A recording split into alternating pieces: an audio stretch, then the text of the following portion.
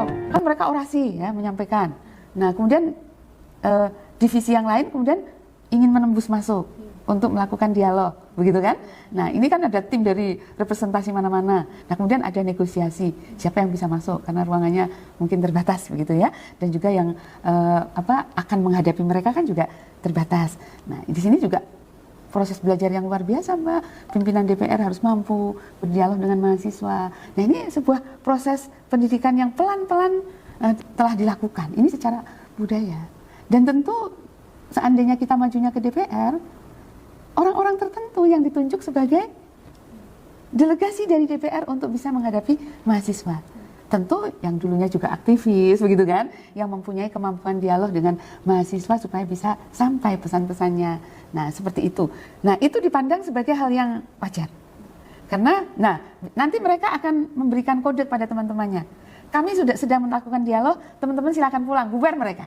Nah, tapi anytime terjadi, tidak tahu namanya psikologi massa, Mbak, ada stimulan sedikit, mereka mungkin tersulut untuk melakukan kekerasan. Nah, sulutan itu bisa dari mana-mana. Karena yang namanya psikologi massa, dalam sebuah konteks crowded, sedikit stimulan bisa membakar semuanya. Nah, ini yang kita tidak tahu. Stimulannya itu memang berasal dari mana. Nah, kita bisa bersuudzon dengan siapa saja kan, sehingga kemudian mahasiswa terpengaruh, kemudian bakar, misalnya begitu, psikologi massa bergerak. Jadi, sistem pengetahuan mereka yang turun ke jalan, komando itu sangat penting.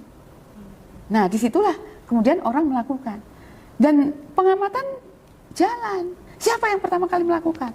Tidak kelihatan yang memprovokasi. Dia yang ditangkap karena melakukan